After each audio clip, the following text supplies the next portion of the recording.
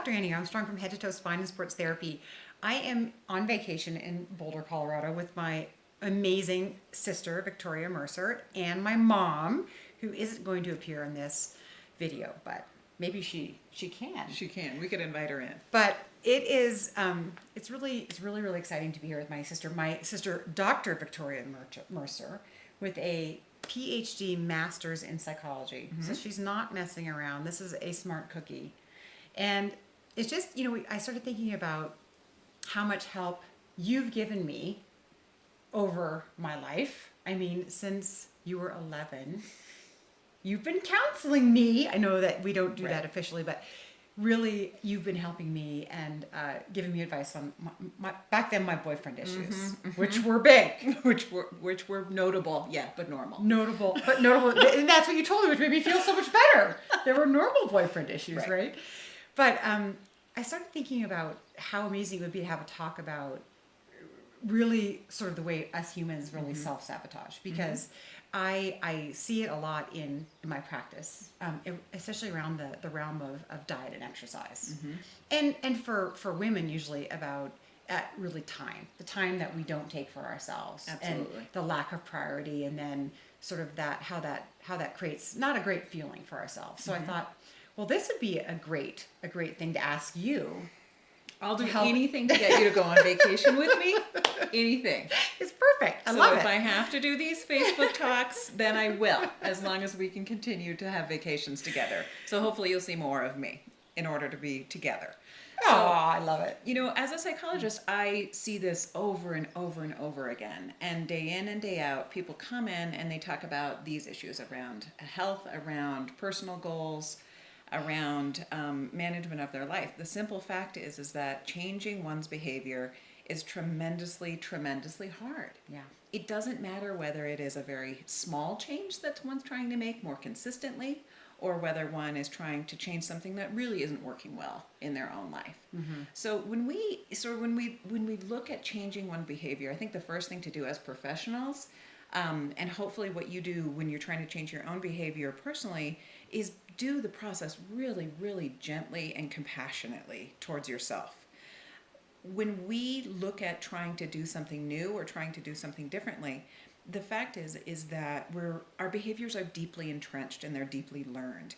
And we look at health management behaviors and health-related behaviors. We talk a lot about sort of good habits or bad habits. Right. And I think the first thing that comes to mind for me is that when we're looking at habits and immediately labeling behaviors as good or bad, we're sort of already acknowledging that there's things that we like about ourselves and there's things we don't like about ourselves. And so I really try to encourage people to sort of pay attention to the language that they use when they're trying to promote health-related behavior change, and get away from labeling sort of behavior as bad, and bring in something that's a little bit less judgmental and more neutral around health-related behavior or healthy behavior versus bad habits. So the example being then, I've scheduled a workout, and my husband is working late. Yeah. And I have one kiddo I've got to get to a soccer game, and I can't make my workout. Right. And I'm disappointed in myself. Yes. I'm mad at myself. Yes. I'm probably mad at my husband. Absolutely. And I probably just feel burdened and just generally disheartened. Absolutely. And so, here I am in that situation. So what is a good way to sort of switch that in the moment, I guess? Well, firstly, you would be doing a great service to yourself if you could even track and identify that that's what was actually showing up in the moment. Yeah. For us, we are often just so swept up in busyness and the pressures and the demands, we don't necessarily track and pay attention to our own emotional experience as it's showing up. And so we always do best and can be the most effective and skillful if we're using tools like mindfulness and deliberately focusing our attention on the emotions that are present. So the scenario is probably one that resonates with a lot of you. It certainly resonates with me. So here we have this intention, right? We've made an intention to begin to exercise more frequently, right? For example. And we have a plan, and maybe it's a pretty good plan. Like maybe we put some effort into it. We thought we were doing pretty good. We had defined, we did those just to put a note in it, and then I'll come back to this. Yeah. The idea is when we're trying to define goals for ourselves, they need to be what we call SMART goals. And the SMART is an acronym for specific, that we need to be as specific as we can as we set a goal. It needs to be measurable so that we can know whether we're working towards it or not. It needs to be achievable or attainable. There's no problem with dreaming big, but when we're setting goals that we actually are likely to kind of be able to accomplish, we need to be able to realistically do them, right? So then the R stands for both realistic as well as, I think, important to think about the relevance of them.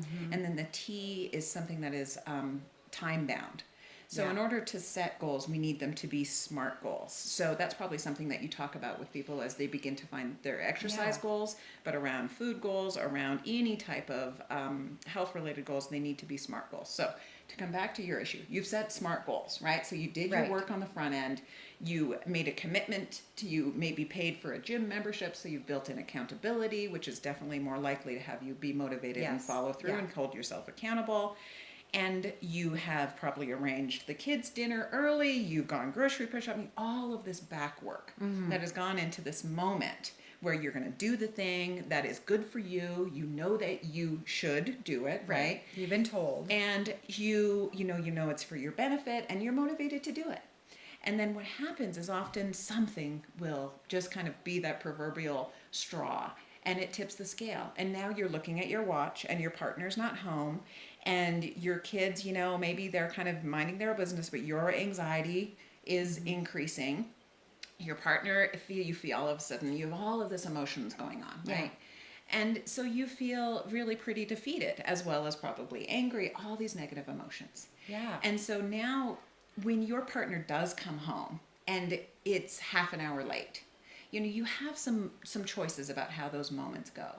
And if your goal really was to be able to get out or go to the gym, there's moments where if we are tuned into our emotions that are present, we're tuned into the frustration that we experience because this person didn't support us working towards our own goals. We can handle that much more effectively if we realize that the frustration in that moment can either cause an escalation. We might, instead of kind of appropriately expressing that or saying, I need to revisit this with you at a later time. I don't feel very supported. I worked really hard. We're going to need, I'm going to need to plan this a little differently. But the fact is, you also need to pay attention to the fact that you have half an hour window left. And so you have an opportunity within that. And so instead of what the tendency is when we have a lot of arousal, when we have a lot of anxiety, when we have increased stress, if we have negative emotion towards our partner, that's a lot going on that we might want to kind of tune out of or numb or avoid. And all of a sudden things feel very hard.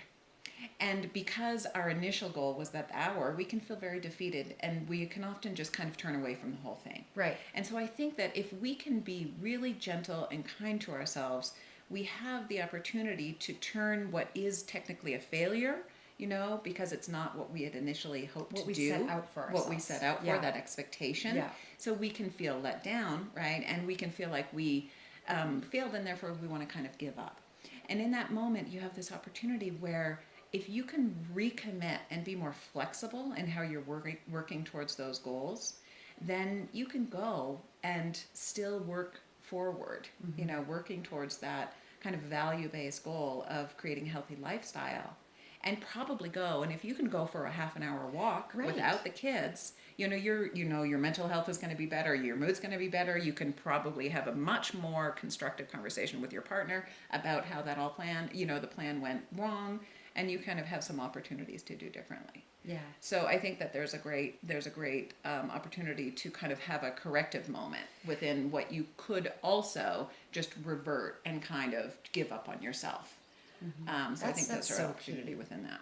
That's so key. So really taking what could be a negative moment and really controlling how you express it, how you're going to have that. You need to have the conversation, but not turning it into an anger moment, not turning it into a self-defeating moment, but instead taking that and taking the remaining time that you have to do the self-care you set out for yourself. Right.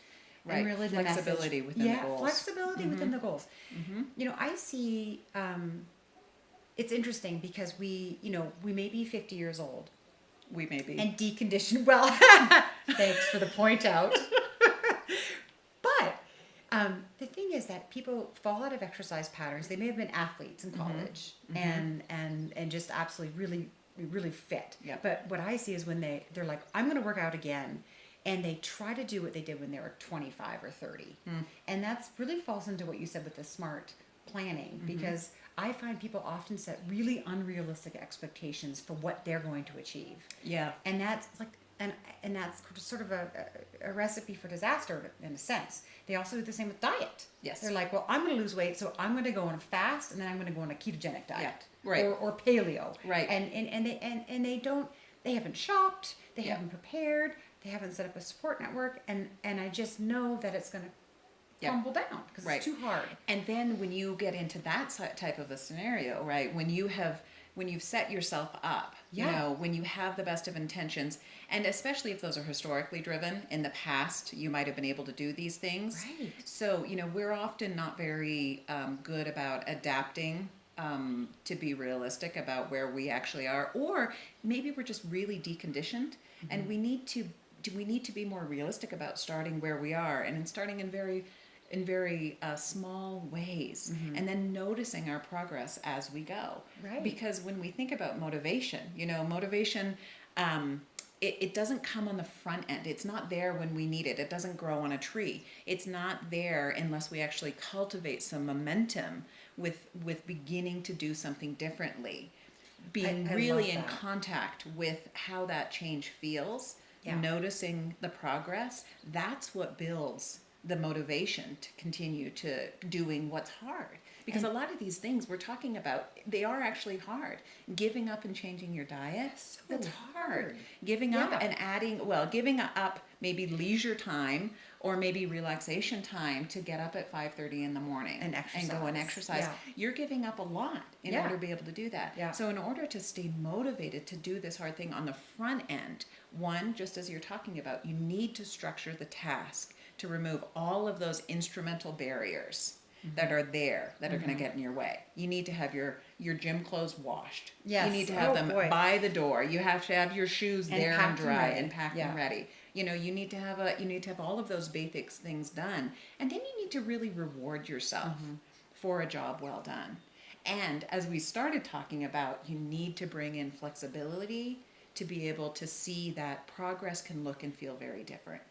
You know, and that actually brings to mind this other idea around when I work with people and talk about setting goals, not only are they, you know, it's necessary that they're SMART goals, but really I spend a lot of time talking with people about their values across all different life domains, what it is that brings purpose and meaning into their life.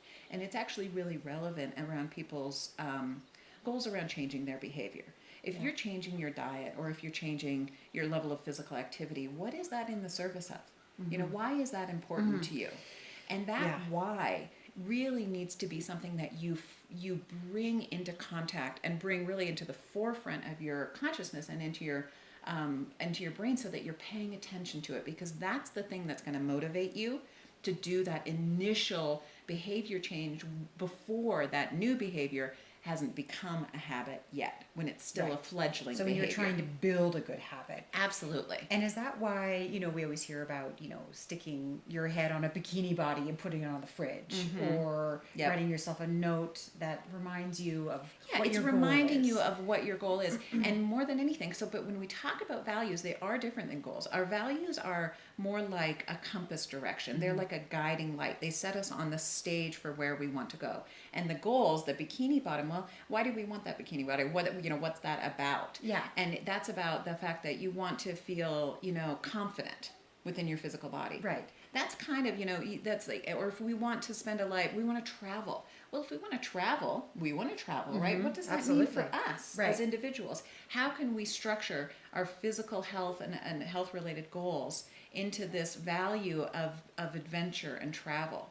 And sometimes then you can see that instead of like one option around health change, we have all of a sudden this, we want a buffet table full of options. Right. And that way each day you can sort of pick different things and notice when you're progressing in this value-based direction and feel good about that. Yeah. Right. So multiple, rather than just sort of, I think people really use their bodies a lot as a like, oh, I don't fit into my pants, or I want to Yes. look, they're always like so Yes. body conscious, but looking at that as in a broader sense, like I want the health to be able to travel with my sister. Yes. I want to be able to do some hikes this summer. I want to be able to throw a football with my boys. You know, all these. So you're saying like a buffet of wonderful things that can happen when these goals are achieved, really. Yeah, so that you and a buffet of strategies to get yourself there.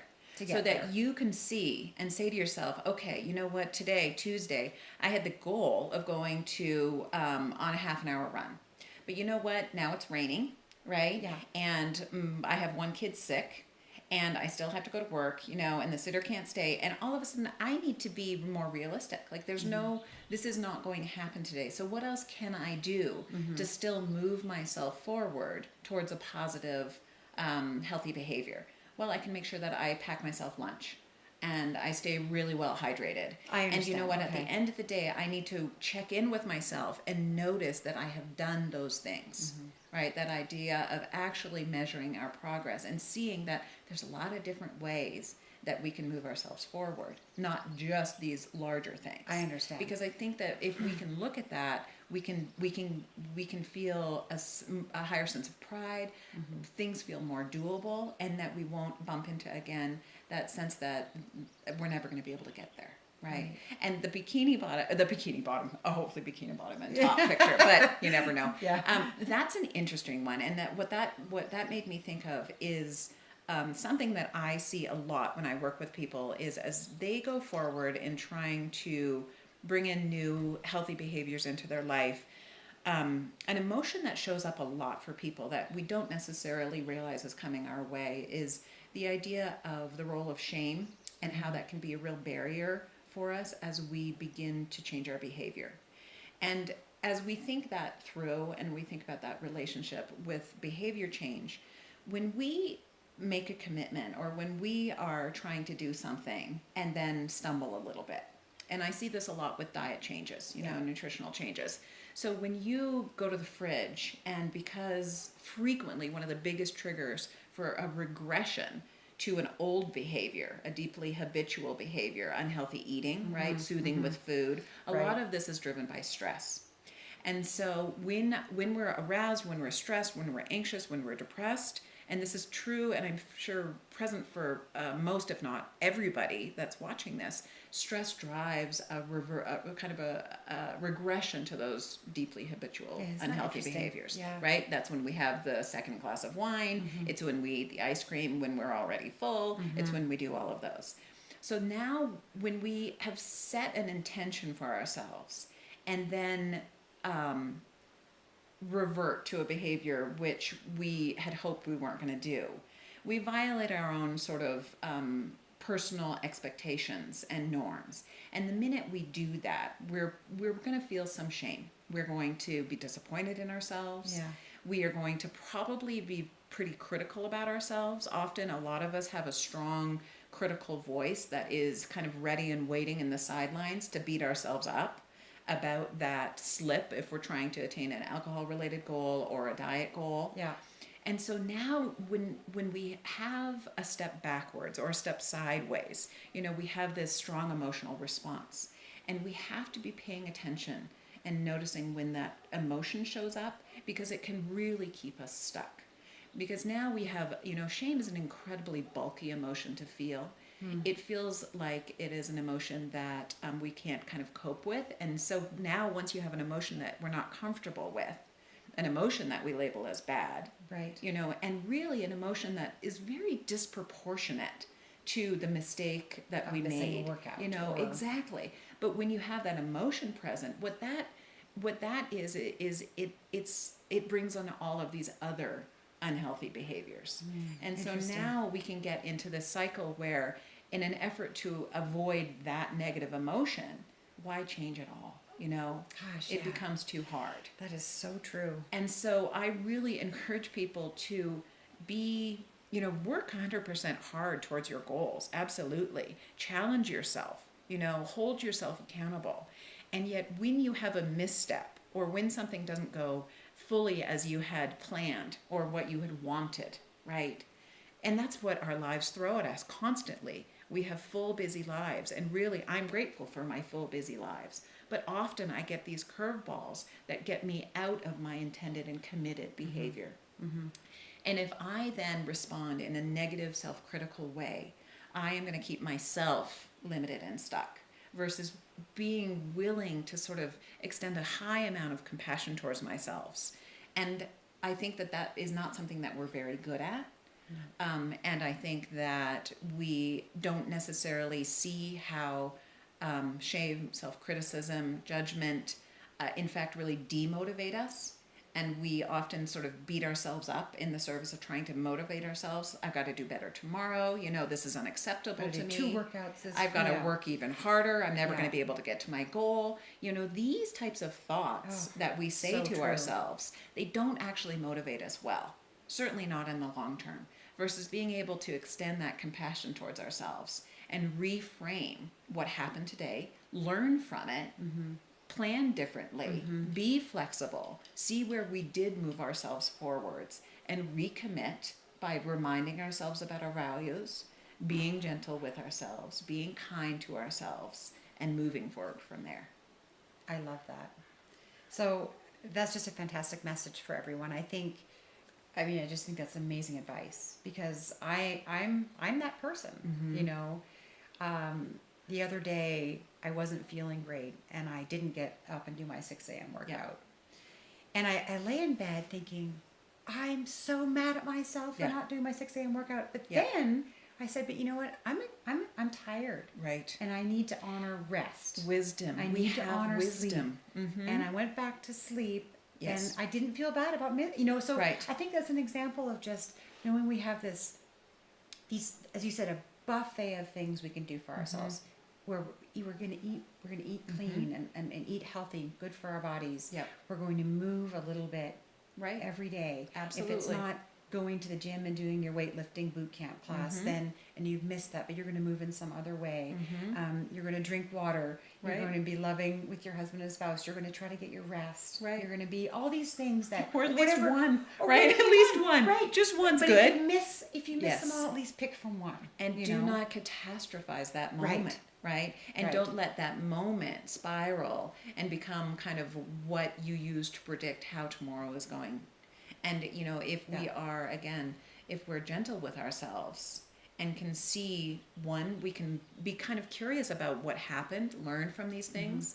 But the idea of sleep, I mean, as you know, prioritizing sleep is sometimes essential. It's certainly true for people who are trying to work to really high levels of athletic goals and, athletic performance. Sleep becomes essential.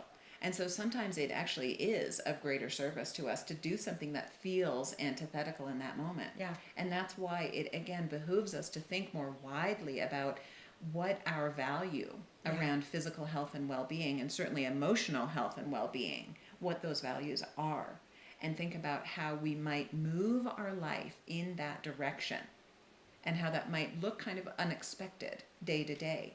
But I think that we're going to be I think that we're going to be more likely to build more momentum across all of our lives if we can think more widely about that as an issue. I love that.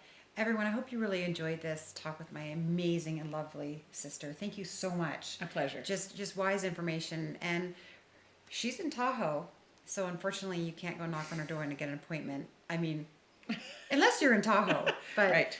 Thank you for watching. I hope everyone found this really, really informative. I certainly did. Thank you. I I'm learned glad a to be lot. here. and So I'm be glad to easy chat. on yourself. Care for yourself well. Set smart and goals. Set smart goals, realistic goals, and don't be too hard on yourself, I think is really what I'm hearing. Yeah. You know, and watch the negative emotions. Watch what we avoid. You know, we didn't talk extensively about it now, but understanding the function of what these behaviors are, what's maintaining them, that's really true around food. That's really true around substance use. what is this in the service of? What's the function of it? We can't successfully change those types of behavior beyond just physical activity goals. We can't change those behaviors unless we really are prepared to bring in adaptive and healthy alternative behaviors that serve the same or an equal function. So I digress. I'm sorry. So much to say that's interesting about this So topic. much to say. So maybe what we'll do is we'll do this again Yeah. remotely or on our next trip. On our next trip. Okay. Have a wonderful day. Take care.